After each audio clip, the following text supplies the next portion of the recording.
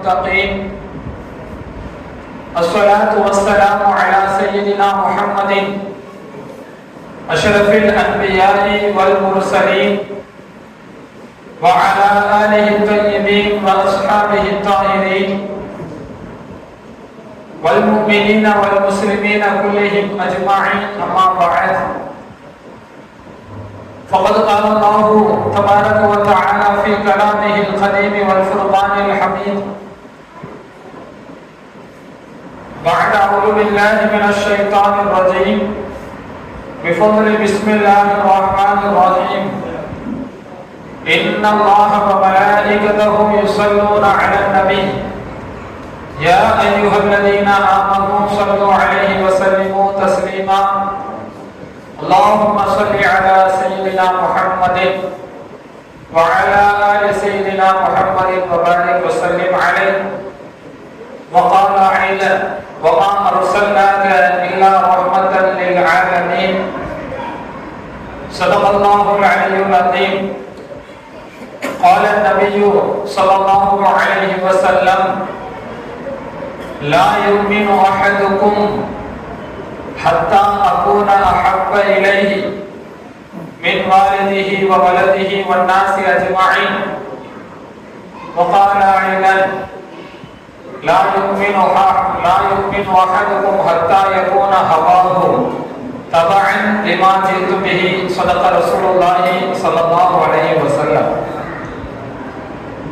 அளவற்ற அருளாளனும் நிகரற்ற அன்புடையோனும் ஆகிய எல்லாம் வல்ல அல்லாஹ்வின் திருநாமத்தை கொண்டு ஆரம்பம் செய்கின்றேன். புகழும் புகழ்ச்சியும்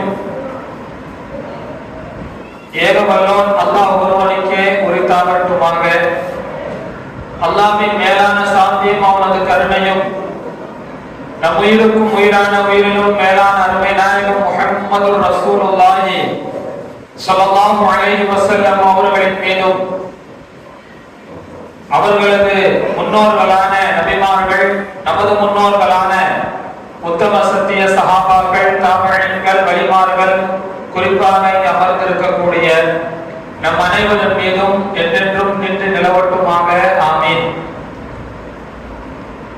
கண்ணியத்திற்குரிய அல்லாஹ்வின் நல்லடியார்களே, ஆரம்பமாக நம் வாழ்வில் எல்லா நிலையிலேயும் அல்லாஹ்விற்கு அஞ்சி நடந்து கொள்ளும்படியும் கண்மணி நாயகம் ஸல்லல்லாஹு அலைஹி வஸல்லம் அவர்களுக்கு அடிபணிந்து நடந்து கொள்ளும்படியும் முதலில் எனக்கும் பிறகு உங்களுக்கும் உபதேசம் செய்து கொள்கின்றேன்.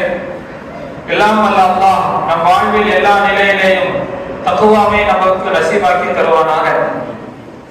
கண்ணியமான அல்லாஹ்வின் நல்லடியார்களே, புனிதம் நிறைந்த இந்த ரபியுல் அவ்வலுடைய மாதத்தில் இந்த 12ஆம் திங்களன்று இங்கே உலகம் முழுவதிலேயும் அல்லாஹ்வுடைய தூதர் கண்மணி நாயகம் ஸல்லல்லாஹு அலைஹி வஸல்லம் அவர்களின் மீது நேசமும் பாசமும் காதலும் கொண்ட ஆஷிகீன்களால் உலகம் முழுவதும் இன்று ஈத் மீலாதுன் நபி மிக சந்தோஷமாக கொண்டாடப்படுகிறது.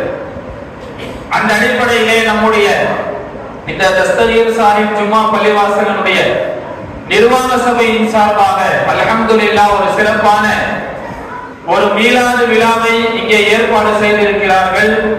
அல்லாஹ் தஆலா இதை ஏற்பாடு செய்தவர்களுக்கு ஈருலகத்திலேயும் எல்லா விதமான நலவுகளையும் கண்மணி நாயகம் ஸல்லல்லாஹு அலைஹி வஸல்லம் அவருடைய புனித மிகுந்த ஷஃபாஅத்தையும் அவர்களுக்கு வாஜிபாக்கி தருவானாக.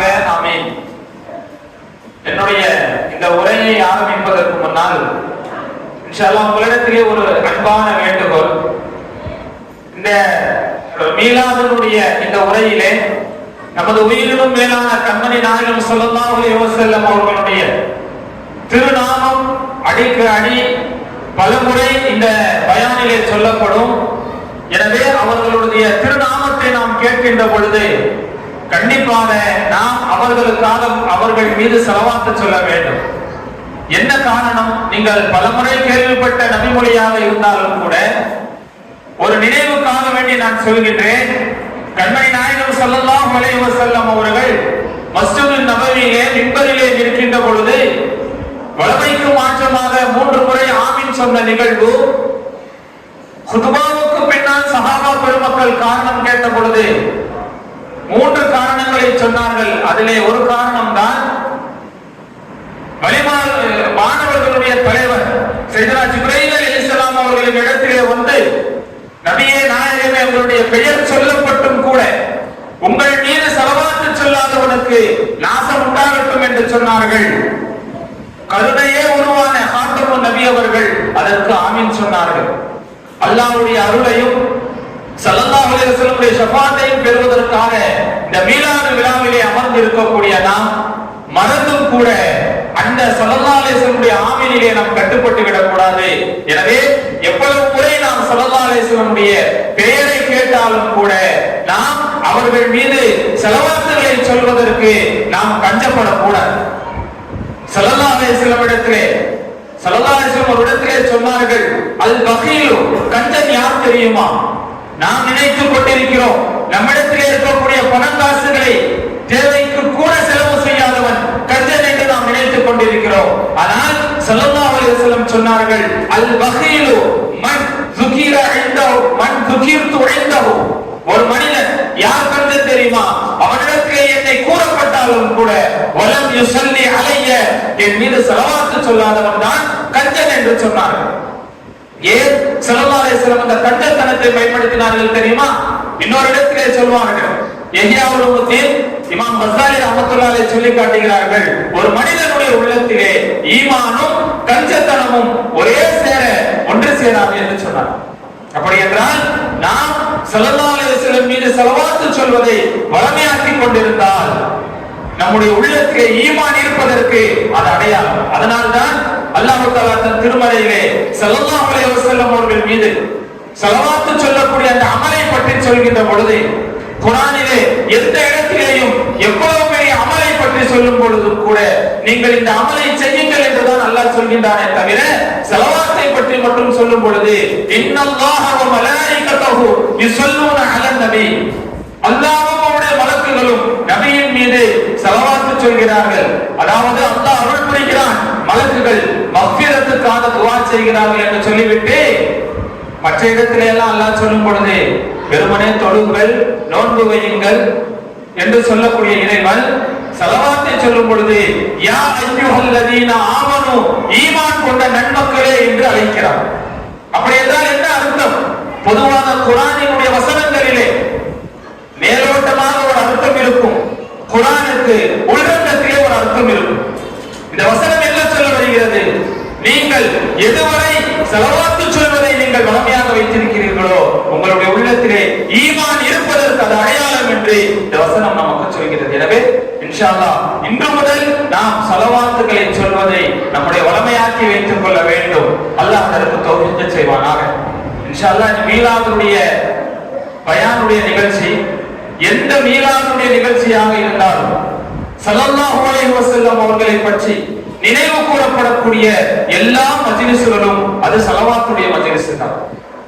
நாம் நமக்கு கிடைத்த ஒரு பெரிய பொக்கிஷம் இந்த ஸலவாத் என்கின்ற இந்த அமலை இந்த உம்மத்தை சரியாக பயன்படுத்த தெரியாமல் இன்று திணறிக் கொண்டிருக்கிறது.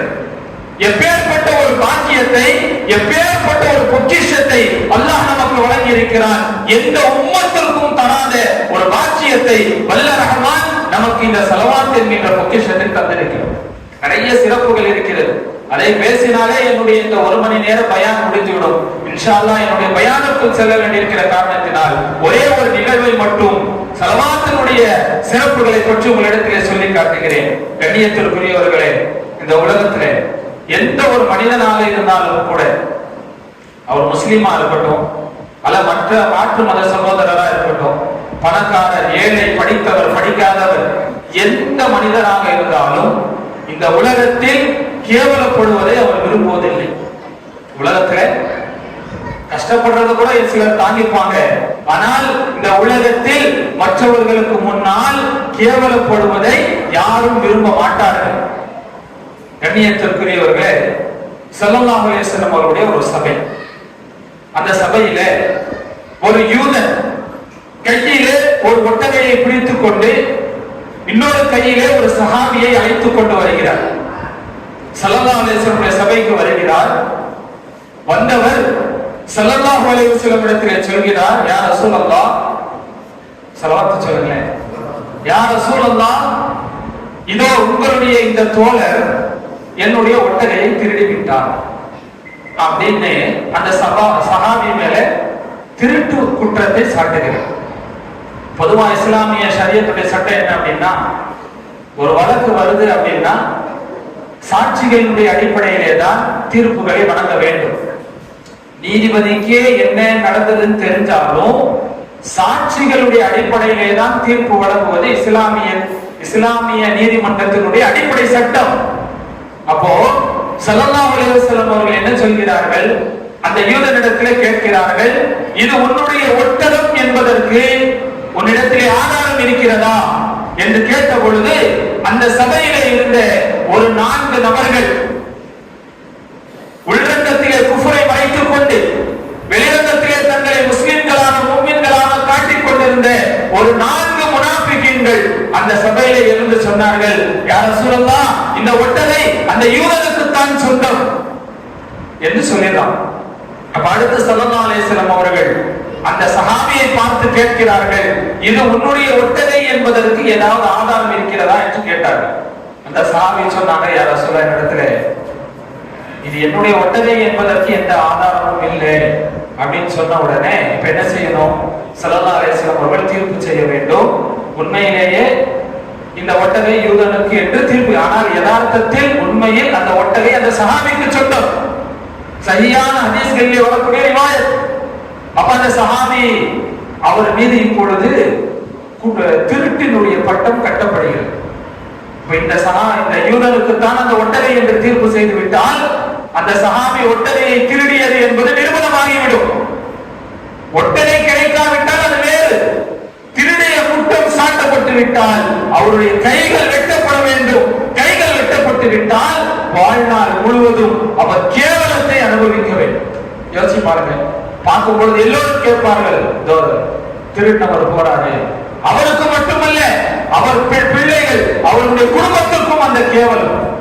கடைசியில அந்த சஹாபி அல்லாஹ் தஆலாவிடத்திலே மனதிற்குள் ரகசியமாக துஆ செய்கிறார்கள், ரப்பே, உன்னுடைய நபி அவர்கள் வழங்கிய தீர்ப்பு சத்தியமான தீர்ப்பு, அவர்கள் சாட்சியின் அடிப்படையில் செய்தது நீதம்தான், இருந்தாலும் உண்மை நிலவரம் என்ன என்பது உனக்கு தெரியும், என்னை நீ காப்பாற்று துவா செய்தாங்க.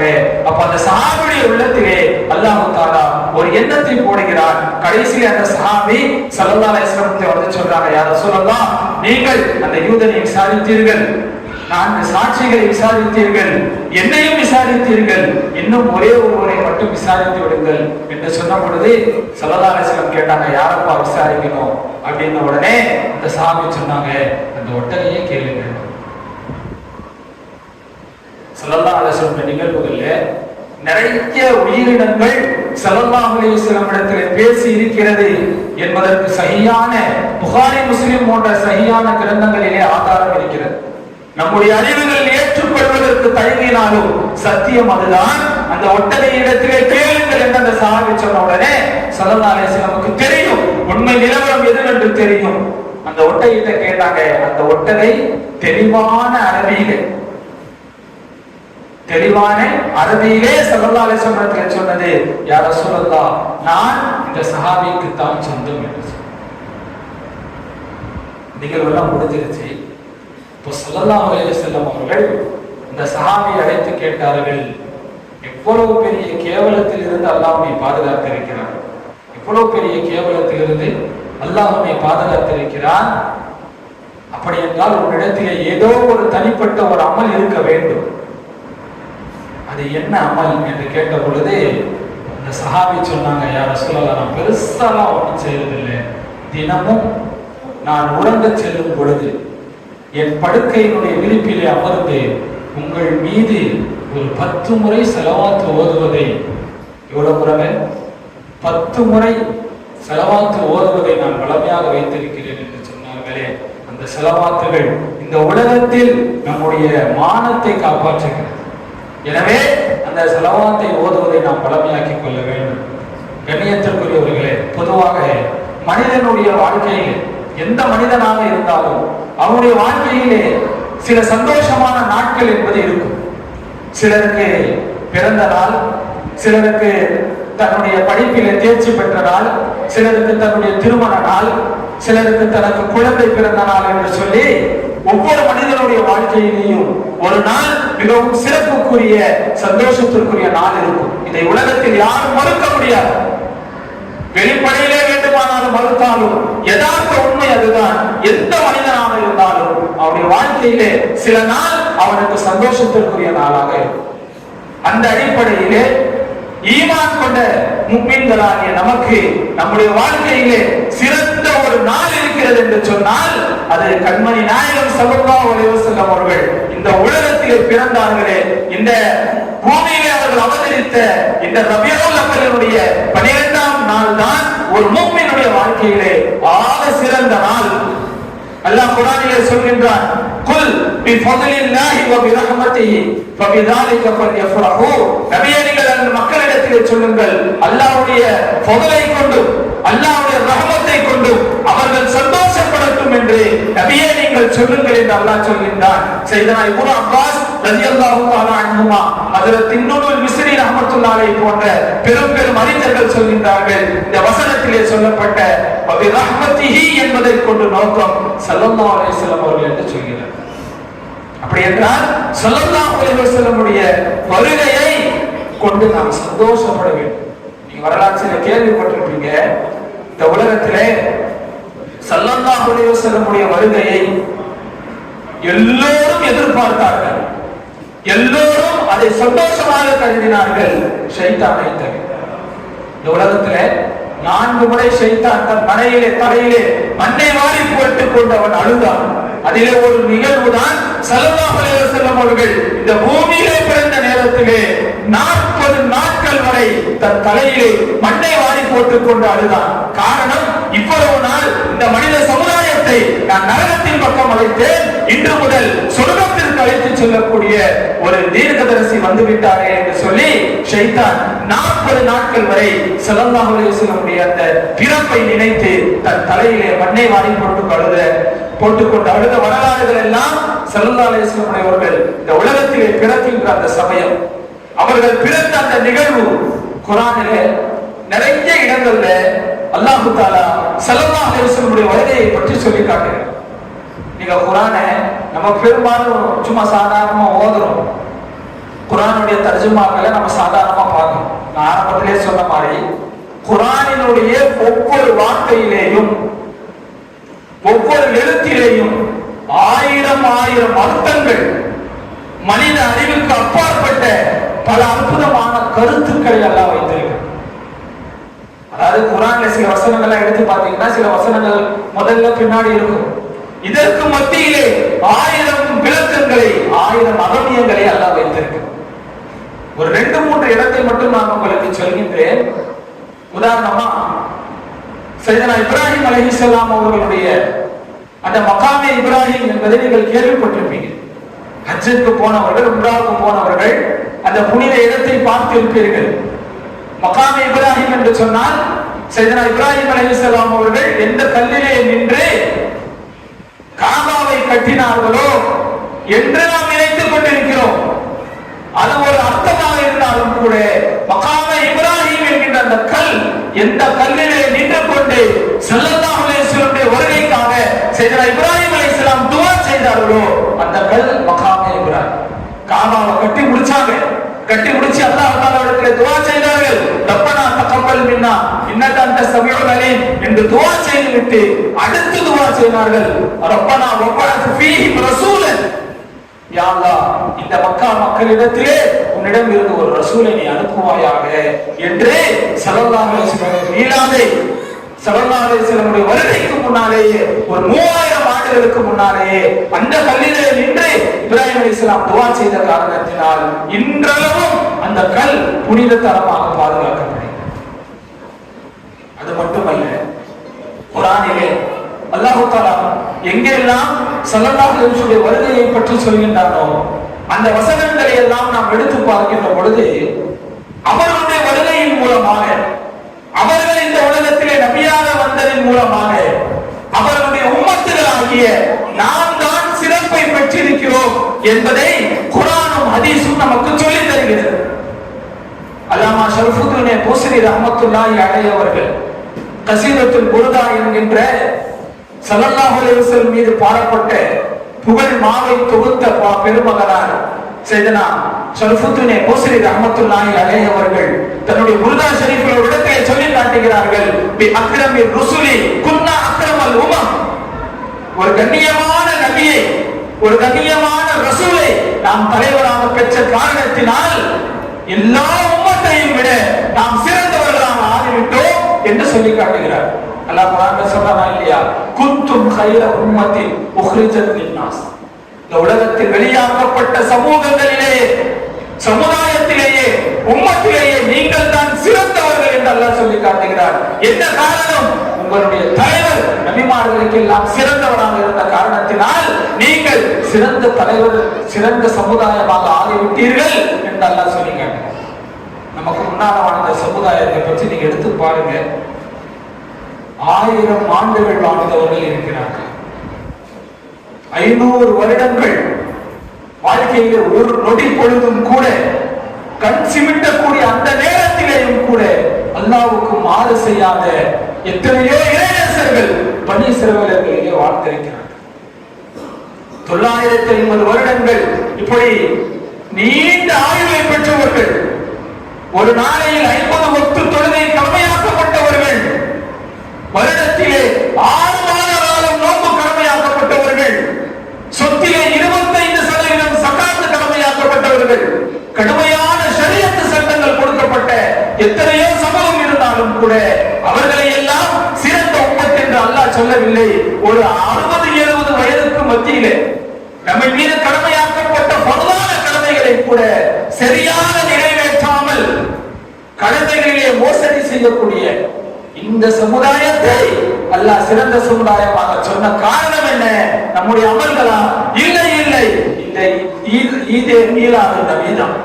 இந்த நபி இந்த சமுதாயத்திற்கு நபியாக வந்தார்கள், நாம் சிறப்பை பெற்றோம். அப்படி என்றால் இந்த நாளை நாம் சந்தோஷமாக கொண்டாட வேண்டும்.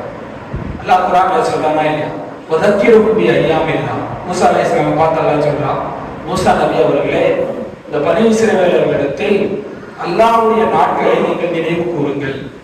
அல்லாஹ்வுடைய நாள்னா என்ன? பொதுவா அல்லாஹ் தஆலா இந்த நாள், நேரம், காலம், இடம் இதை விட்டு பரிசுத்தமானது.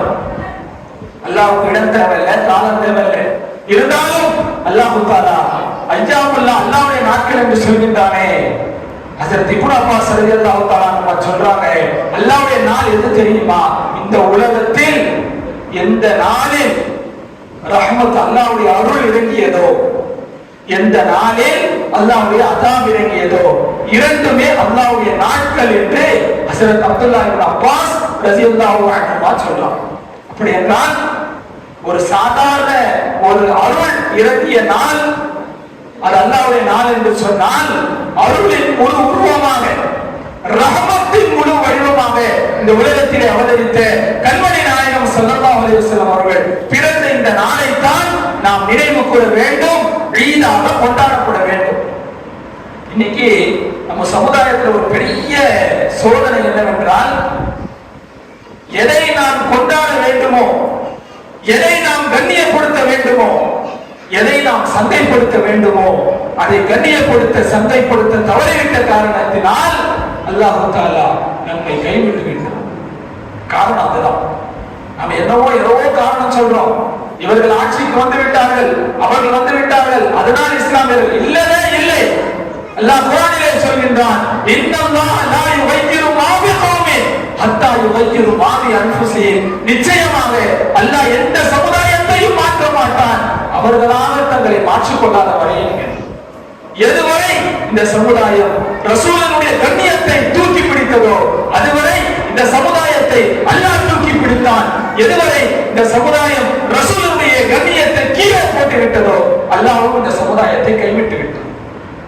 இன்னைக்கு நாம் என்னென்னமோ நினைக்கிறோம், இவங்க இருந்தா அவங்க இருந்தா, ஆனால் விஷயம் அதுவல்ல.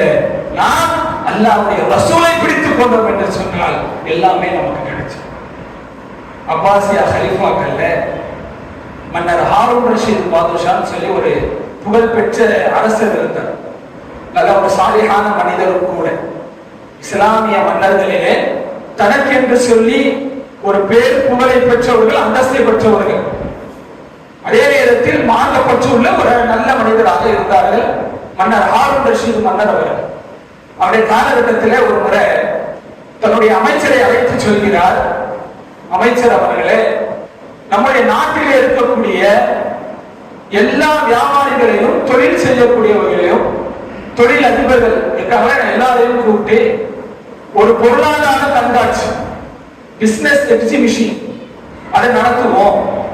அவர்கள் எதையெல்லாம் செய்கிறார்கள் அதை கொண்டு வந்து கண்காட்சியிலே வைக்கட்டும். நம்முடைய நாட்டிலே தொழில்துறை எந்த அளவுக்கு வளர்ந்திருக்கிறது என்பதை நாம் பார்க்கலாம் அப்படின்னு சொல்லி முடிவு பண்றாங்க. நாட்டிலே அறிவிப்பு செய்யப்படுகிறது. மன்னரே நடத்தக்கூடிய அந்த கண்காட்சி என்கின்ற காரணத்தினால் நாட்டில் இருக்கக்கூடிய எல்லா தொழிலாளர்களும், தொழிலதிபர்களும், வியாபாரிகளும் தங்களுடைய வியாபார பொருட்களை கொண்டு வராங்க. நல்லா கவனிங்க. சிலர் இனிப்பு வியாபாரம் செய்யறவங்க இனிப்பு பண்டத்தை கொண்டு வராங்க, சில உணவு பண்டங்கள், சிலர் வீட்டினுடைய பொருட்கள், தங்கம், வைரம் நிறைய இருக்குது. மன்னர் பார்க்கிறார், எல்லாம் பார்த்துட்டு சொன்னாரு, சரி இது எல்லாம் நாம விலைக்கு வாங்கிடலாம், வாங்கி நம்ம அரசு கசானாவில் சேர்ந்து விடுவோம், அவர்களுக்கு உண்டான விலையை கொடுத்து விடுங்கள் என்று அமைச்சரிடத்திலே சொல்லிவிட்டார். விலையும் பேசப்பட்டு வாங்கப்பட்டு விட்டது. அப்போ தன்னோடு இருந்த அமைச்சர்கள் எல்லாரையும் பார்த்து ஹாரூன் ரஷீத் மன்னர் சொல்றாரு, இங்க இருக்கக்கூடிய பொருட்கள் நிறைய பொருள் இருக்கு, உங்களுக்கு எது பிரியமோ அதை போய் நீங்கள் கை வையுங்கள், அது உங்களுக்கு சொந்தமாகிவிடும். சில அதிகாரிகள் போனார்கள், தங்கத்தை வைரத்தை எடுத்தார்கள். சில அதிகாரிகள் போனாங்க, உணவுப் பொருளை எடுத்தாங்க. இப்படி ஒவ்வொரு நாள் ஒவ்வொன்றும் எடுக்கிறாங்க. அந்த நேரத்தில் ஹாரூன் ரஷீத் மன்னருக்கு அருகாமையிலே அவருடைய ஒரு அடிமை பெண் இருக்கிறார். ஹாரூன் ரஷீத் மன்னர் சொல்றாரு, நம்ம ஏமா நீ மட்டும் ஏன் நிக்கிற, நீ போய் ஏதாவது துடை அப்படின்னு. அப்படின்னா அந்த அம்மா செஞ்சாங்க. நேரா ஹாரூன் ரஷீத் மன்னருடைய இடுப்பிலே கையை வைத்து ஹாரூன் ரஷீத் மன்னர் கேட்டாரு, என்னம்மா செய்யுங்க, நீங்க தானே சொன்னீங்க இங்க இருக்கிறது எது கை வச்சாலும் நம்மளுக்கு சொந்தம் இருந்தீங்களா இல்லையா, நாங்கள் மேல கை வச்சுட்டு நீங்க தான் எனக்கு சொந்தம். நான் எதற்கு சொல்ல வருகிறேன், இன்று இஸ்லாமியர்களாகிய நாம் இவர்களிடம் இருந்தால் இது இருந்தால் நாம் வெற்றி பெற்று விடுவோம் என்று சிந்திக்கிறோம். நீங்கள் ரசூலை பிடித்து விட்டால், ரசூலை நீங்கள் உங்களுக்கு எடுத்துக்கொண்டால் எல்லாம் உங்களுக்கு கிடைக்கும். சஹாபாக்களுக்கு கிடைத்ததே கண்ணியத்திற்குரியவர்களே, ஸல்லல்லாஹு அலைஹி வஸல்லம் அவர்களே, அல்லாஹ் எந்த அளவுக்கு இன்னைக்கு என்ன பிரச்சனை அப்படின்னா, பொதுவா ஒரு விஷயத்தினுடைய மகத்துவம், ஒரு விஷயத்தினுடைய கண்ணியம் நமக்கு தெரியாதனால தான் அதை நம்ம மதிக்கிறது இல்லை. ஒண்ணு வேணாம், ஒரு சின்ன குழந்தை, ஒரு 6 மாசம் குழந்தை இருக்குன்னு வச்சுக்கோங்க, ஒரு வயசுக்குள்ள இருக்கு. அந்த பிள்ளை கிட்ட போய் ஒரு விலை மதிப்பு மிக்க ஒரு வைரக்கல்லையும் தாங்க, ஒரு சின்ன இனிப்பு மிட்டாயும் தாங்க, ரெண்டையும் தாங்க அந்த குழந்தைக்கு. அந்த குழந்தை எதை எடுக்கும்? இனிப்பு பண்டத்தை தான் எடுக்கும். காரணம் என்ன? அதற்கு இனிப்பு பிடிக்கும் என்று அல்ல, இந்த குழந்தைக்கு வைரத்தினுடைய மதிப்பு தெரியும். அதே போன்றுதான் ரசூலுடைய மதிப்பு நமக்கு தெரியாத காரணத்தினால்தான் இன்று அவர்களின் மீது நமக்கு உண்டான இது போன்ற சில தவறான கருத்து. அவர்களும் நம்மை போன்ற ஒரு மனிதர், அல்லாஹ் காப்பாற்ற வேண்டும். எப்பேற்பட்ட வார்த்தை இன்னைக்கு நம்மகிட்ட ஒரு இஸ்லாமிய ஒரு நோய் ஒண்ணு இருக்கு. பொதுவா இந்த தவளை இருக்கு, மட்ட தவளை, அதுக்கு ஒரு தன்மை ஒண்ணு இருக்கு. ஒரு நல்லா வெந்நிய கொதிக்க வச்சுட்டு, கொதிக்கிற வெந்நில அதை தூக்கி போட்டா அது உடனே வெளியில வந்து சூடு தாக்காம. ஆனா அதே தவளையை ஒரு சாதாரண தண்ணீர் இருக்கும் பொழுது அந்த தண்ணீரை நீங்க சூடாக்குங்க, கொஞ்சம் கொஞ்சமா வெளியே வர. தவளையுடைய தன்மை அதுதான். இன்று இஸ்லாமியுடைய தன்மையும் அதுதான். மாற்று மதத்திலே இஸ்லாத்திற்கு வெளியே இருப்பவர்கள் ரசூலுல்லாஹி ஸல்லல்லாஹு அலைஹி வஸல்லம் பற்றி தவறாக சொல்லிவிட்டால் உடனே கொதித்து விடுகிறார்கள், எழுந்து விடுகிறார்கள், போராட்டங்கள் என்று இறங்கி விடுகிறார்கள். ஆனால் இஸ்லாமிய பெயர் தாங்கிகளில் ரசூலுடைய மதிப்பை குறைத்து பேசுகின்ற பொழுது நம்முடைய உள்ளத்திலே அது சம்பந்தமான ஒரு சின்ன வருத்தம் கூட வருவது. ஒண்ணு வேணாம், ரசூலுல்லாஹி ஸல்லல்லாஹு அலைஹி வஸல்லம் அவர்களும் நம்மை போல் மனிதர் என்று எந்த மாற்று மத சகோதரரும் இதுவரை சொன்னது. யாரா இருக்கட்டும் அவர் ஒரு மாமனிதர் என்றுதான் சொல்கிறார்கள். நீ சொன்னது யார்? இஸ்லாமிய பேர் தான். அப்படி என்றால் நம்மிடத்தில் உண்மையான முஹப்பத் ரசூலின் மீது இல்லை. அல்லாமா ஜலாலுத்தீன் ரூமி ரஹ்மத்துல்லாஹி அவர்கள் பெரிய இறைநேசர். அவர்கிட்ட ஒரு தனி சிறப்பு என்ன அப்படின்னு சொன்னா, ஒரு பெரிய தத்துவங்களை ஒரு கதை மாதிரி சொல்லி புரிய வைப்பாங்க. அவர்கள் ஒரு கதையை சொல்கிறார்கள், இன்றைய இஸ்லாமியர்களுக்கு 100% அப்படியே பொருந்தக்கூடியது. ஒரு மனிதர் ஒரு வாசலுக்கு ஒரு தெரு வழியா போயிட்டு இருக்காரு. போயிட்டு இருக்கும் பொழுது இந்த தெருவுடைய ஓரத்திலே ஒரு சிறுவன் நின்று அழுது கொண்டிருக்கிறான். கையிலே ஒரு ரொட்டி துண்டு இருக்கிறது. அந்த சிறுவனுக்கு பக்கத்துல ஒரு நாய், அது மிக மோசமான கிட்டத்தட்ட சாவர நிலைமையில கிடக்குது. இந்த பையன் அழுதுட்டே இருக்கான். அப்ப இந்த மனிதர் போனாரு, போய் பக்கத்துல சொன்னாரு, ஏன்பா அழுகுற, என்ன விஷயம்? இல்லங்க, இந்த நாயை ரொம்ப பாசமா வளர்த்தேன், இந்த நாய் இப்ப சாவர நிலைமையில கிடக்குது, அதை நினைச்சு எனக்கு கவலையா இருக்குது அப்படின்னு. அப்படியா அப்படின்னு சொல்லிட்டு, என்னாச்சு அந்த நாய்க்கு, என்னாச்சு? அந்த நாய், இந்த சிறுவன் சொல்றான், அந்த நாயை சாப்பிட்டு பல நாள் ஆச்சு, பசியில சாவ கிடக்குது. இந்த மனிதருக்கு ஒரே ஆச்சரியம், என்னடா ரொம்ப அந்த நாய் மேல ரொம்ப பாசங்கிறான், சாவ கிடக்குதுன்னு அழுகுறான், கையில ரொட்டி துண்டு இருக்குது, அது சாப்பிட்டு பல நாள் ஆச்சுங்கிறான் அப்படின்னு சொல்லிட்டு கேட்டானா, ஏம்பா உன் கையில தான் ரொட்டி துண்டு இருக்குது, அதை கொடுத்து அந்த நாயை காப்பாற்ற வேண்டியதுதான் என்ன?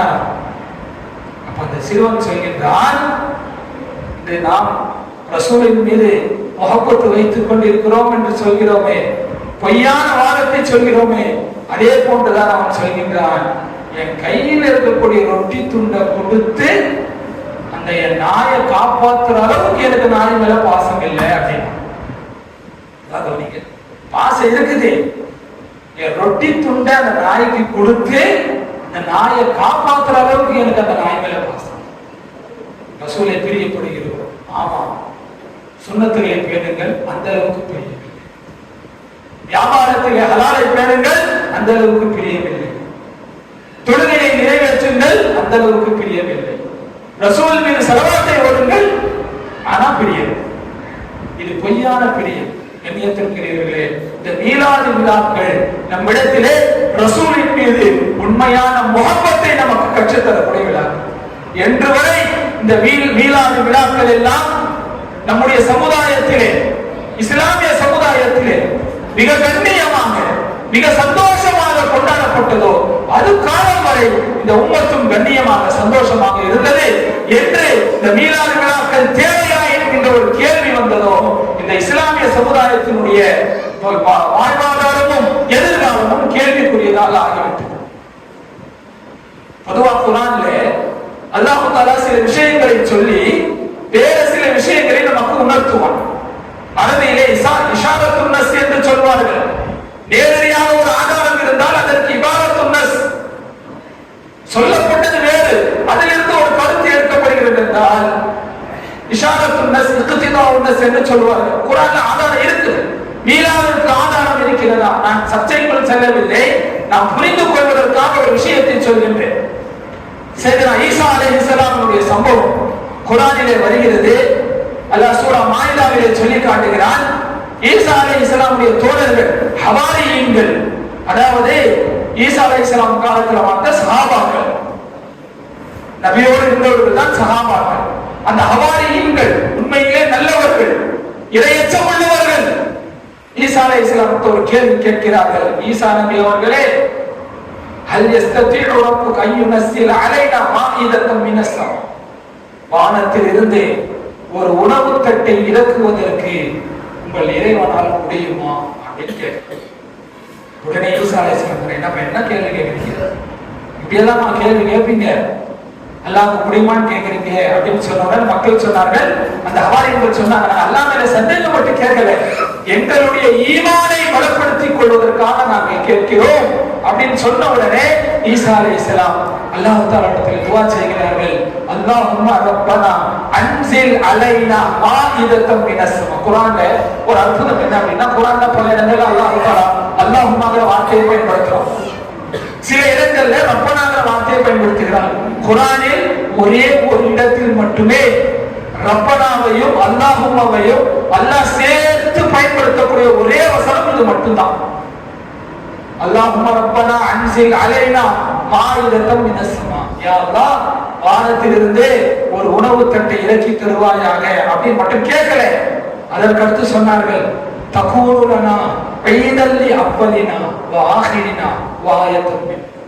எந்த நாளில் அந்த உணவு தட்டு இந்த பூமியிலே இறக்கப்படுகிறதோ, எந்த நாளிலே இறக்கி தருகிறாயோ, அந்த நாள் எங்கள் சமுதாயத்திலே முன்னோர்களுக்கும் சமுதாயத்திலே பின்னோர்களுக்கும் அது ஒரு ஈத் பெருநாளாக இருக்கும் என்று ஈசா நபி சொல்கிறார். இந்த வசனம் நமக்கு என்ன சொல்ல வருது தெரியுமா? எந்த நாளில் வானத்திலிருந்து ஒரு அருள் ஒரு சமுதாயத்திற்கு இறங்குகிறதோ, அந்த நாள் அந்த சமுதாயத்திற்கு ஒரு பெருநாள்.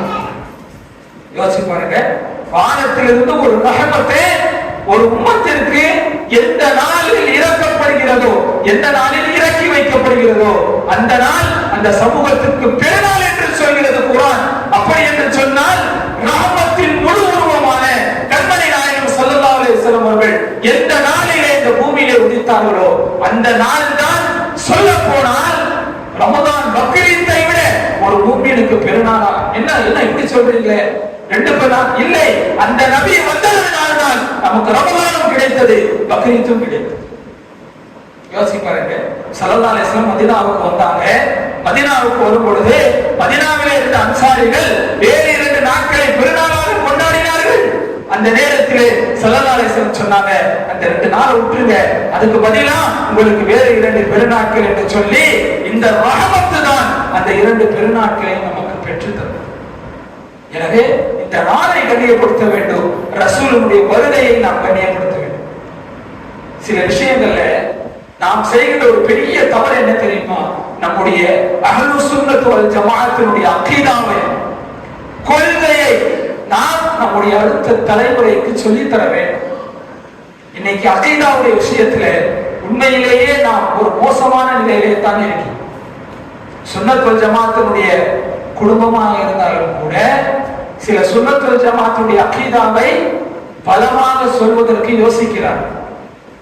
நம்முடைய முன்னோர்கள் நமக்கு எப்படி சொல்லி தந்தாங்க தெரியுமா? ஒரு சாதாரண விஷயமா இருக்கும், அதிலே எவ்வளவு பெரிய அகீதாவை நமக்கு சொல்லி தந்திருக்கிறார். பொதுவா இந்த ரபியுல் அவ்வலுடைய இந்த 12ஆம் நாள், இதற்கு என்ன பேரு அப்படின்னா, நம்முடைய முன்னோர்கள் இதற்கு வைத்த பேர் என்ன தெரியுமா? ஈதே மீலாதுன் நபி. இந்த நாளுக்கு பேர் அதுதான். ஒண்ணு நீங்க ஜஷ்னே மீலாது நபி என்று சொன்னாலோ அல்லது ஈதே மீலாது நபி, ரெண்டும் ஒண்ணு. இது வெறுமனே சாதாரண நாள் அல்ல. ஸல்லல்லாஹு அலைஹி வஸல்லம் அவர்கள் இந்த பூமியிலே பிறந்ததே நமக்கு பெருநாள் என்று நம்முடைய முன்னோர்கள் நமக்கு சொல்லி தந்திருக்கிறார். கண்ணியத்திற்குரியவர்களே, நாம் நம்முடைய ரசூலை விளங்க வேண்டும், ஸல்லல்லாஹு அலைஹி வஸல்லம் அகமியத்தை விளங்க வேண்டும், அவர்கள் எந்த அளவுக்கு மகத்துவம் வாய்ந்தவர்கள் என்பதை நாம் விளங்க வேண்டும். அல்லாஹ் எப்படியெல்லாம் ஸல்லல்லாஹு அலைஹி வஸல்லம் பிறப்பை சுத்தப்படுத்தினான் தெரியுமா? ஸல்லல்லாஹு அலைஹி வஸல்லம் அவர்கள் இந்த உலகத்திற்கு வரப்போகிறார்கள், வருவதற்கு முன்னாலேயே அல்லாஹ் தஆலா அவருடைய வருகையை பரிசுத்தப்படுத்தினார். அப்துல் முத்தலிபுடைய குடும்பத்தில், அப்துல் மனாஃபுடைய குடும்பத்தில், ஹாஷிமுடைய குடும்பத்திலே பல மக்கள் இருந்தும் கூட, பல நபர்கள் இருந்தும் கூட அப்துல்லா என்கின்ற பெயருடைய ஒரு பெருமகனாருடைய வழியாகத்தான் அல்லாஹ் தஆலா ஸல்லல்லாஹு அலைஹி வஸல்லம் உலகத்திலே கொண்டு வருகிறார். எந்த அளவுக்கு அல்லாஹ் ஸல்லல்லாஹு அலைஹி வஸல்லம் பரம்பரையை, அவருடைய வழித்தோன்றலை சுத்தப்படுத்தினார், நமக்கு ஆச்சரியமாக இருக்கிறது. அதாவது ஸல்லல்லாஹு அலைஹி வஸல்லம் அவர்கள் அவருடைய தாயாருடைய வயிற்றிலே, அன்னை ஆமினா அம்மா ரலியல்லாஹு வயிற்றிலே சிசுவாக இருக்கிறார்கள். வரலாற்றில் வரக்கூடிய நிகழ்வுதான். ஆமினா அம்மா அவர்கள் கிணற்றிலே தண்ணீரை எடுக்க வந்தால், கிணத்துல தண்ணி எடுக்கணும்னா குனிஞ்சு எடுக்கணும். அல்லாஹ் என்ன செய்தான் தெரியுமா? அந்த ஆமினா அம்மா அவர்கள் குனிந்தால் வயிற்றில் இருக்கக்கூடிய தன் ஹபீபுக்கு ஏதாவது ஆகிவிடுமோ என்ற காரணத்தினால் ஆமினா அம்மா அவர்கள் கிணற்றுக்கு அருகாமையிலே வந்தால் கிணற்றில் இருக்கக்கூடிய தண்ணீர் தானாக மேலே இருக்கு. அதனால குறைஷ் பெண்கள் என்ன செய்வாங்க தெரியுமா? ஆமினா அம்மா வந்தாலே அவங்க அப்படியே நில்லுங்க, போயிடாதீங்க, நாங்க எடுத்துதான் அப்புறமா நீங்க எடுத்துக்கீங்க என்று சொல்லி தண்ணீரை எடுத்து செல்வார்கள். அந்த அளவுக்கு அல்லாஹ் தஆலா ஸல்லல்லாஹு அலைஹி வஸல்லம் பிறப்பை சுத்தப்படுத்தி உலகத்தில் எத்தனையோ தலைவர்களை நாம் பார்த்திருக்கோம். உலகம் இதுவரை எத்தனையோ தலைவர்களை கண்டிருக்கிறது. ஆனால் நம்முடைய உயிரினும் மேலான கண்மணி நாயகம் முஹம்மது ரசூலுல்லாஹி ஸல்லல்லாஹு அலைஹி வஸல்லம் போன்ற ஒரு உத்தம தலைவரை இதுவரை உலகம் பார்த்ததில்லை, இனியும் பார்க்க போவதில்லை. ஒரு 23 ஆண்டு காலத்தில் 1000 ஆண்டு காலத்திலே செய்யக்கூடிய சமூக சேவையை ஒரு 23 ஆண்டு காலத்திலே ஒரு பெருமகனார் செய்து முடித்திருக்கிறார் என்று சொன்னால் அது அவருடைய தனிப்பட்ட முயற்சி அல்ல, அல்லாஹ்வுடைய பேரற்புதம். ஸல்லல்லாஹு அலைஹி வஸல்லம் அவர்களுக்கு அல்லாஹ் தஆலா நூற்றுக்கணக்கான அற்புதங்களை தந்திருந்தார். பொதுவா இந்த உலகத்திலே ஒரு நபி வராங்க என்று சொன்னா அவர்கள் நபி என்பதற்கு சில அடையாளங்களை அல்லாஹ் தருவான். அந்த அடையாளத்தை வேறு யாராலும் செய்ய முடியாது. மூசா அலைஹிஸ்ஸலாமுக்கு அல்லாஹ் தஆலா கைத்தறியை பாம்பாக்கக்கூடிய ஒரு திறமையை மோஜிசாவை கொடுத்தார். சையதுனா ஈசா நபி அவர்களுக்கு எந்த மருத்துவராலும் செய்ய முடியாத மரணித்தவருக்கு உயிர் தரக்கூடிய மருத்துவத்தை அல்லாஹ் கற்றுக் கொடுத்தார். அந்த அடிப்படையில ஸல்லல்லாஹு அலைஹி வஸல்லம் அவர்களுக்கு நிறைய அற்புதங்கள் தரப்பட்டுச்சு. அல்லாமா சுயூத்தி ரஹ்மத்துல்லாஹி அலைஹி அவர்கள் முஅஜிஸாத்துன் நபி என்ற பெயரிலே ஒரு புத்தகத்தை 70க்கும் மேற்பட்ட அற்புதங்களை கொண்ட ஒரு புத்தகத்தை எழுதியிருக்கிறார். குர்ஆன் ஒரு அற்புதம், ஸல்லல்லாஹு அலைஹி வஸல்லம் அவர்கள் நிலவை பிளந்தது ஒரு அற்புதம். இத்தனை அற்புதம் இருந்தாலும் குர்ஆன்ல அல்லாஹ் தஆலா ஒரே ஒரு அற்புதத்தை மட்டும் தான் சொல்லி காட்டுகிறார். ஸல்லல்லாஹு அலைஹி வஸல்லம் முஅஜிஸாக்கள்ல ஒரே ஒரு முஅஜிஸா மட்டும் தான் குர்ஆன் முழுவதிலேயும் சொல்லப்படுகிறது. என்ன தெரியுமா? அல்லாஹ் சொல்லி காட்டுகிறார். ஸல்லல்லாஹு அலைஹி வஸல்லம் அவர்கள் தன்னுடைய நுபுவத்தை வெளிப்படுத்திய நேரத்தில் அல்லாஹ் சொல்றான், குல் நபியே நீங்கள் சொல்லுங்கள், லகத் லபிஸ்து ஃபீக்கும் உம்ரம் மின் கப்லிஹி அஃபலா தஅகிலூன். என் அருமை சமூகமே, உங்களுக்கு முன்னால் 40 ஆண்டு காலம் உங்களோடு நான் வாழ்ந்தேனே, என் வாழ்க்கையை நீங்கள் சிந்தித்து பார்க்க மாட்டீர்களா என்று சொல்லி ஒரு மனிதனுடைய வாழ்க்கையை அற்புதமாக நபித்துவத்திற்கு அடையாளமாக அல்லாஹ் அறிமுகப்படுத்துகிறான் என்றால் அவருடைய வரலாறு எந்த அளவுக்கு புனிதம் வாய்ந்தது. இன்னைக்கு நாம் அதை படிக்க தவறிட்டோம். மற்ற எல்லோரும் படிக்கிறார்கள், மாற்று மதத்தில் இருக்கக்கூடிய அறிஞர்கள் எல்லாம் படிக்கிறாங்க, வியந்து போறாங்க. இந்தியாவினுடைய தேச தந்தை என்று அழைக்கப்படக்கூடிய மகாத்மா காந்தி அவர்கள் அவங்க சொல்றாங்க, நான் நபிகள் நாயகத்தினுடைய வரலாற்றை படித்த அன்று அவருடைய வரலாற்றை படித்து நான் கண்கலங்கி போனேன் அப்படின்றார். எப்பேற்பட்ட வரலாறுகள் தெரியுமா? நாம் உண்மையிலே படித்தால் நம்முடைய கண்கள் எல்லாம் குலமாகிவிடும். இப்படிப்பட்ட ஒரு தலைவர் இந்த உலகத்தில் வாழ்ந்திருக்கிறார். அல்லாஹ் எப்படி வைத்தார்? ஆச்சரியமாக இருக்கிறது. ஈருலகத்துக்கும் தலைவர், இந்த உலகத்துக்கு மட்டுமல்ல சொர்க்கத்துக்கும் அவர்தான் தலைவர். ஈருலக தலைவர், எல்லா சிறப்புகளையும் வாய்ந்தவர். ஆனா எப்படி வாழ்ந்தார தெரியுமா? பிறப்பதற்கு முன்னால் தந்தையை இழந்து விட்டார். பொதுவா பரிதாபத்திற்குரியவர்கள் யார்? சரியத்துல ரொம்ப பரிதாபத்துக்குரியவங்க யாருன்னு சொன்னா, சின்ன வயசுலயே தந்தை இழந்துட்டாங்க பாருங்க, அவங்கதான் பரிதாபத்திற்குரியவர்கள். அனாதைகள் என்று அவரைத்தான் சொல்லணும். வயசுக்கு வரதுக்கு முன்னாடியே ஒருத்தர் தந்தையை இழந்து விட்டால் சரீரத்திலே அவர் ஒரு அனாதை யதீம். ஸல்லல்லாஹு அலைஹி வஸல்லம் அவர்கள் பிறப்பதற்கு முன்னால் தந்தை இழந்திருக்கிறார். யோசிப்பார்கள். அதனால தான் அவர்களை வாங்குவதற்கு எத்தனை செவிலி தாய்மார்கள் மக்காவிலே வந்து குழந்தைகளை பெற்று செல்வார்கள். வளர்ப்பதற்கு முகம்மதை பார்க்கிறார்கள், குழந்தை அழகாக இருக்கிறது, அற்புதமாக இருக்கிறது, ஆனால் தந்தை இல்லாத அனாதையாக இருக்கிறது என்று சொல்லி எல்லா பெண்மணிகளும் விட்டு சென்றார்கள். கடைசியிலே வந்த அன்னை ஹலீமத்து ஸஅதியா ரலியல்லாஹு அன்ஹா அவர்கள் தான் அவரை எடுத்துக்கொண்டு வளர்த்தார். இன்னைக்கு நாம் என்ன நினைக்கிறோம்? ஒரு மீலாது விழா நடத்தி விட்டால், ஸல்லல்லாஹு அலைஹி வஸல்லம் பற்றி பேசிவிட்டால் அவர்களுக்கு நாம் கண்ணியத்தை சேர்த்து விட்டோம் என்று நினைக்கிறோம். இல்லவே, வரஃபஅனா லக திக்ரக், நபியே உம்முடைய புகழை நாம் உயர்த்தி விட்டோம் என்று அல்லாஹ் சொல்கிறார். இந்த உலகத்திலே எந்த மனிதருமே அல்லாஹ்வை வணங்கலன்னு வெச்சுக்கங்களேன். உலகத்திலே யாருமே அல்லாஹ்வை வணங்கல, எல்லாம் காஃபிரா இருக்காங்க. அல்லாஹ் காப்பாத்தும். எல்லோரும் அல்லாஹ்வை வணங்காவிட்டாலும் அல்லாஹ்வுடைய வல்லமையிலே எந்த ஒரு மாற்றமும் வராது. அப்பொழுதும் அல்லாஹ் மஹ்மூது தான், அப்பொழுதும் அவன் தான் இறைவன். அதே போன்று கொண்டுதான் உலகத்தில் யாருமே ரசூலை புகழாவிட்டாலும் கூட ரசூல் புகழக்கூடியவர்கள். அப்ப ஏன் புகழணும்? ஏன் மீலாது விழாக்களை கொண்டாட வேண்டும்? ஏன் ஸல்லல்லாஹு அலைஹி வஸல்லம் சிறப்புகளை சொல்ல வேண்டும்? நான் ஒரு நிகழ்வை உங்களுக்கு ஞாபகப்படுத்துகிறேன், மனதிலே நிறுத்தி வைத்துக் கொள்ளுங்கள். சையதுனா யூசுப் அலைஹிஸ்ஸலாமுடைய வரலாறு குர்ஆன்ல அல்லாஹ் அஹ்ஸனுல் கஸஸ் என்று சொல்லி காட்டுகிறார். பல நபிமாருடைய வரலாறுகள் குர்ஆனிலே சொல்லப்பட்டிருந்தாலும் சையதுனா யூசுப் அலைஹிஸ்ஸலாமுடைய வரலாறுக்கு அழகிய வரலாறு என்று பெயர். நீங்க குர்ஆன் எடுத்து அதையெல்லாம் படித்து பார்க்க வேண்டும். நம்முடைய பிள்ளைகளுக்கு அதை சொல்லித் தர வேண்டும். அல்ஹம்துலில்லாஹ் இன்னைக்கு இந்த மக்தபுடைய பிள்ளைகள் மிக உண்மையிலே ரொம்ப சந்தோஷமா இருக்கு. நிறைய பள்ளிகள்ல மக்தபு மௌத்தா போயிடுச்சு, குறைஞ்சிருச்சு. இல்ல, மக்தப அடக்கிட்டாங்க. அல்லாஹ் காப்பாற்ற வேண்டும். அடுத்த தலைமுறை கேள்விக்குறியாக சாதாரணமா தெரியும் நமக்கு மக்தபு பிள்ளைகள். ஆனால் இதுதான் ஒரு கால இஸ்லாமிய தலைவர்களை உருவாக்கக்கூடிய ஒரு தலைமை கேந்திரம் இந்த மக்தபுகள் தான். அல்லாஹ் தஆலா அந்த பிள்ளைகளுக்கு ரஹ்மத் செய்வானாக. அவர்களை கொண்டு இந்த இஸ்லாமிய சமூகத்திற்கு அல்லாஹ் தஆலா எல்லா விதமான கைது பரக்கத்துகளையும் வாங்குவானாக. இந்த மக்தபில் இருந்து உருவாகி செல்லக்கூடியவர்கள் தான் பிற்காலத்திலே பெரும் பெரும் ஆலிம்களாக தீனை நிறுத்தக்கூடிய ஹாதிமுல் தீனாக இருக்கக்கூடியவர்கள். நம்முடைய முஹல்லாவில் இருந்தும் கூட 2 மாணவர்கள் நம்முடைய தூத்துக்குடி மன்போசலாம் மதரசாவிலே அவர்கள் கல்வி கற்கிறார்கள். இது இந்த முஹல்லாவுக்கும் பெருமை, எங்கள் மதரசாவுக்கும் பெருமை. நம்முடைய மரியாதைக்குரிய முன்னீர் பிஜிலி சாஹிப் அவருடைய மகனாரும் கூட நம்முடைய மதரசாவிலே அல்ஹம்துலில்லாஹ் இந்த வருடம் ஆலிம் பட்டம் பெற இருக்கிறார். அவருடைய வாழ்க்கைக்காக நீங்கள் எல்லோரும் துஆ செய்யுங்கள்.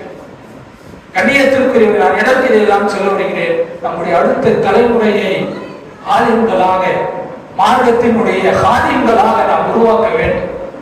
வரிகள் கோமான் சையதுனா முஹித்தீன் அப்துல் காதர் ஜீலானி ரலியல்லாஹு தஆலா இடத்திலே ஒரு மனிதர் வந்தார். வந்து சொன்னாரே, எனக்கு ரொம்ப நாளா வயிற்று வலியா இருக்குது, நான் என்னவோ மருத்துவம்லாம் செஞ்சு பார்த்துட்டேன், எனக்கு வயிற்று வலி குணம் ஆகவே மாட்டேங்குது. அப்போ முஹித்தீன் ஷேக் ரலியல்லாஹு அன்ஹு சொன்னாங்க, சரி ஒன்றும் இல்லைப்பா, இந்த ஊர்ல இந்த சின்ன பிள்ளைங்களாம் மக்தபுக்கு போதில்லை, சின்ன சின்ன போய் இங்கே இருந்த பிள்ளைகளை போன்ற பச்சிலம் பாலகர்கள், இஸ்லாத்தினுடைய தோட்டங்கள், இந்த மாதிரியான சின்ன பிள்ளைங்களாம் மக்தபுக்கு போதில்லை, போற வழியில் இருக்கக்கூடிய அந்த பிள்ளைங்களுடைய கால் படுதான் என்ன, அந்த இடத்துல இருக்கக்கூடிய புற்பூண்டுகள் புல்லர்களை அதை எடுத்து சாப்பிட்டுட்டாங்க. அந்த மனிதர் சாப்பிட்டாரு. அல்ஹம்துலில்லாஹ் அவர் வயிற்று வலி குணமாயிருச்சு. அவர் வந்து கேட்டாரா, இவ்வளவோ மருத்துவத்தை நான் பார்த்தேன், எனக்கு குணமாகவில்லை, என் அறிவுக்கே எட்டவில்லையே. அந்த மக்தபு பிள்ளைங்க நடந்து போற அந்த புல்ல சாப்பிட்டு என்ன சொன்னார்கள், அவர்கள் வெளிரங்கத்திலே புல்கள் மீது கால் வைத்தாலும் அவருடைய பாதங்கள் படுவது மலக்குகளுடைய இறக்கையிலே என்று சொன்னார். யார் கல்வியை தேடி தன் வீட்டில் இருந்து வெளியே வருகிறாரோ அவருக்காக மலக்குகள், பாவமே என்னவென்று அறியாத மலக்குகள் தன்னுடைய இறக்கைகளை விரிக்கிறார்கள் என்று சரியான ஹதீஸ்கள். அப்பேற்பட்ட இந்த பிள்ளைகள், இவர்களுடைய வாழ்க்கையை நாம் இவர்களுக்கு ரசூலுல்லாஹி ஸல்லல்லாஹு அலைஹி வஸல்லம் கண்ணியத்தை நாம் சொல்லித் தர வேண்டும். குறிப்பாக தாய்மார்கள் அதை சொல்லித் தர வேண்டும். நான் ஏன் தாய்மார்களை குறிப்பிட்டு சொல்கிறேன் தெரியுமா? புகாரில ஒரு ஹதீஸ் ஒன்று வருது, ஒரு நிகழ்வு, ஆச்சரியத்திற்குரிய ஒரு நிகழ்வு. புகாரியில கிதாபுல் மகாசி ஸல்லல்லாஹு அலைஹி வஸல்லம் காலத்து போர்கள் என்கின்ற தலைப்புல ஒரு சாப்டர் இமாம் புகாரி ரஹ்மத்துல்லாஹி அலைஹி அவர்கள் கோர்வை செய்திருக்கிறார்கள். அதுல ஒரு நிகழ்வை சொல்றாங்க. பத்ர் போர் நடக்குது. இஸ்லாமிய வரலாற்றிலே நடந்த முதல் போர். அந்த பத்ர் போர் நடக்குது. அந்த போர்க்களத்தில் எதிரி அணியும் இருக்கிறது, இஸ்லாமியர்களும் நிற்கிறார்கள். யோசிச்சு பாருங்க. அப்போ இந்த ஹதீஸை அறிவிக்கக்கூடிய சையதுனா அப்துல் ரஹ்மான் இப்னு அவுஃப் ரலியல்லாஹு தஆலா அவர்கள் சொல்றாங்க, நான் போர்க்களத்திலே வரிசையாக நின்று கொண்டிருந்தேன். எனது வலது பக்கத்திலேயும் எனது இடது பக்கத்திலேயும் ஹதீஸா சின்னி, சின்ன வயசுள்ள 2 பொடி பசங்க இருந்தாங்க. ஹதீஸா சின்னினா அதான் அர்த்தம், சின்ன வயசுள்ள 2 சிறுவர்கள் நிக்கிறாங்க. அப்போ அப்துல் ரஹ்மான் இப்னு அவுஃப் ரலியல்லாஹு அன்ஹு மனசுல நினைக்கிறாங்க, இவங்களுக்கு பதிலா யாராவது ஒரு பெரிய ஆள் இருந்தா கொஞ்சம் நல்லா இருக்குமே. இவங்களை மட்டமா நினைக்கல, ஏதாவது பெரிய சஹாபாக்கள் இருந்தால் போர்க்களத்திலே நமக்கு உதவியாக இருக்கும், போர் செய்வதற்கு என்னவாக இருக்கும். ஒரு உத்வேகமாக இருக்கும் என்று நான் நினைத்துக் கொண்டே இருந்தேன். இந்த நிகழ்வை படிக்கும் போது நமக்கு கண்கள் எல்லாம் கலங்கி விடுகிறது. அவங்க சொன்னாங்க, நான் இப்படி நினைச்சிட்டே இருக்கும் பொழுது என் வலது பக்கத்தில் இருந்த அந்த சிறுவன் என்னுடைய ஆடையை இழுத்து என்னிடத்தில் கேட்டான், என் அருமை சிறிய தந்தையே அபூஜஹல் யாருன்னு காட்டுங்க. அபூஜஹல் எப்படிப்பட்டவன்? சும்மா சாதாரண விஷயம் இல்லைங்க. அபூஜஹல்னா நான் சும்மா வரலாற்றை படிக்கணும், அவன் சாதாரண ஆள் கிடையாது. ஸல்லல்லாஹு அலைஹி வஸல்லம் அவர்கள் துஆ செய்தார்கள், யா அல்லாஹ் உமர் அல்லது அபூஜஹலை கொண்டு தீனை பலப்படுத்தும் துஆ செஞ்சாங்க. துஆ செய்யறாங்கன்னா அப்ப எந்த அளவுக்கு வெயிட்டான ஆளா இருக்கணும். வரலாற்றுல வருது, ஒரு சபை பெரிய சபையா இருக்குன்னு வச்சுக்கோங்க, கூச்சல் குழப்பமா இருக்குதுன்னு வச்சுக்கோங்க, அபூஜஹல் ஒரு சத்தம் போட்டானா எல்லாரும் சைலண்ட் ஆயிடுவாங்க. அப்பேற்பட்ட மக்காவினுடைய தலைவன், பெரும் பெரும் சஹாபாக்களும் கூட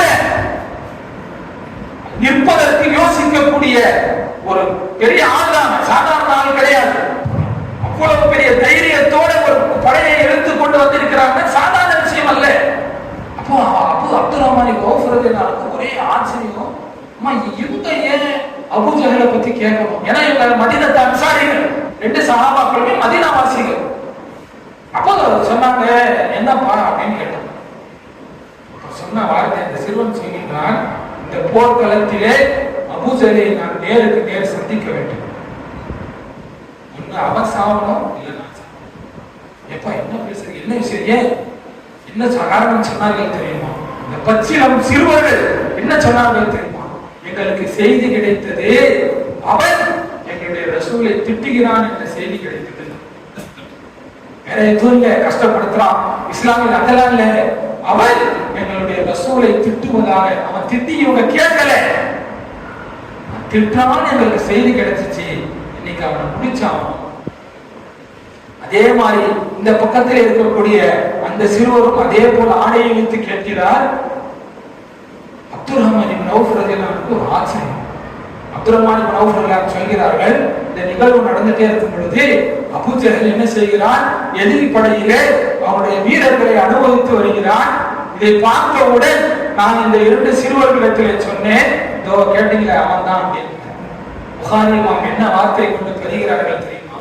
ஹதீஸ் கிதாபை எடுத்து பாருங்கள். புகாரி இமாம் சொன்னார்கள், இவன் தான் அபூஜஹல் என்று சொல்லி அப்துல் ரஹ்மான் இப்னு அவுஃப் ரலியல்லாஹு அன்ஹு அவர்கள் அடையாளம் காட்டியவுடன் ஒரு இரையை நோக்கி ஒரு ராஜாளி பறவை, ஒரு கழுகு எப்படி வேகமாக வருமோ அதே போல் இந்த 2 சஹாபாக்களும் அவனை நோக்கி வேகமாக சென்றார்கள்.